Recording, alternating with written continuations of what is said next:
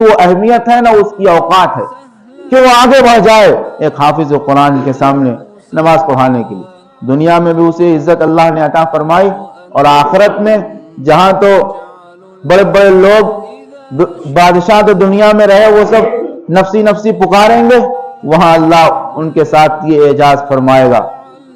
جنت میں ان کے خاندان کے 10 آدمیوں کو بھیجے گا، اور پھر ان کے والدین کو بلایا جائے گا، اس حافظ قرآن کے ماں باپ کو بلایا جائے گا، اور ان دونوں کو ایک تاج پہنایا جائے گا، اور اس تاج میں جو نگینے جڑے ہوں گے، جو نگ لگے ہوں گے، ان کی روشنی، ان کی چمک ایسی ہوگی کہ آفتاب کی روشنی اور چمک سے کہیں زیادہ ہوگی۔ وہ عرض کریں گے کہ اے مالک، ہم نے دنیا میں کوئی اتنا بڑا کام تو نہیں کیا، ہم نے دنیا میں کوئی اتنا نیک کام تو نہیں کیا جس کی وجہ سے آپ نے ہمیں ایسا تاج عطا فرمایا ہے کہ جس کی روشنی سورج سے زیادہ بڑی ہوئی ہے۔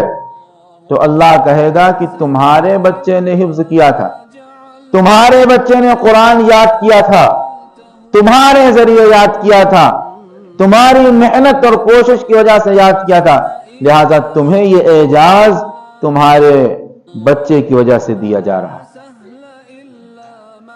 قرآن مجید پڑھ لینا، اس کو یاد کر لینا، یہ معمولی کام تھوڑی ہے، یہ معمولی بات تھوڑی ہے۔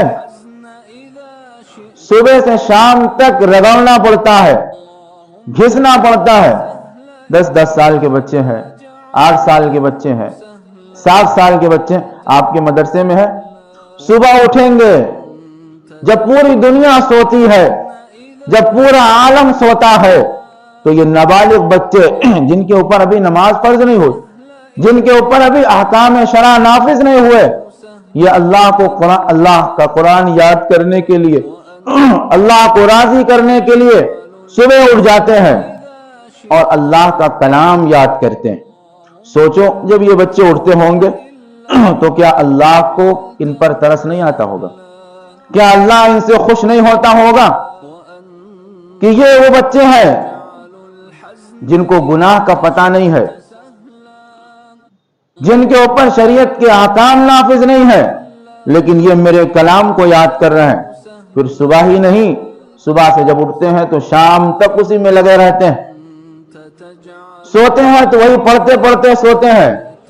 جب دنیا میں اتنی کوششیں وہ کر کے اور اتنی مصیبت برداشت کر کے، اتنی محنت و مشقت اٹھا کر آخرت میں جب جائیں گے تو اللہ ان کو وہ اعزاز عطا فرمائے گا جو میں نے ابھی بتایا۔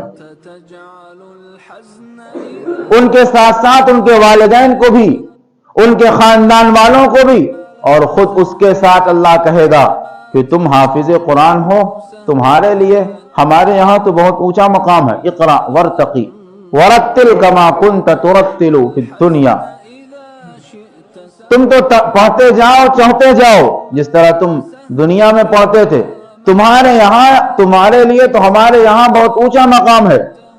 پڑھتے جاؤ اور بالا خانے پہ چڑھتے جاؤ، جہاں پر تمہاری قرات ختم ہوگی وہیں تمہاری منزل۔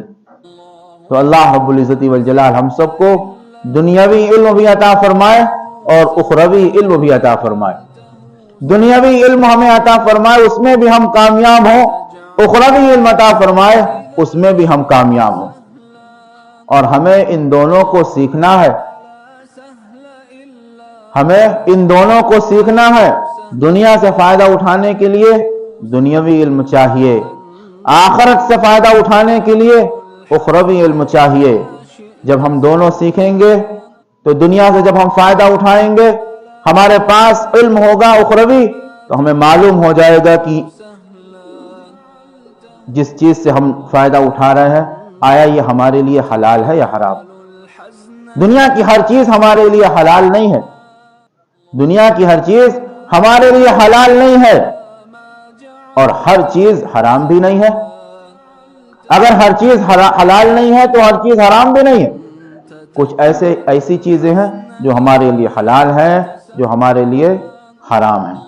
اخروی علم کے ذریعے ہمیں معلوم ہوگا کہ ہمیں کیا چیز استعمال کرنا ہے دنیا میں اور کن چیزوں سے ہمیں باز رہنا ہے۔ اللہ رب العزت والجلال ہم سب کو عمل کرنے کی توفیق عطا فرمائے اور سمجھنے کی توفیق عطا فرمائے. آخر دعوانا اللهم لا سهل إلا ما جعلته سهلا وأنت تجعل الحزن إذا شئت سهلا.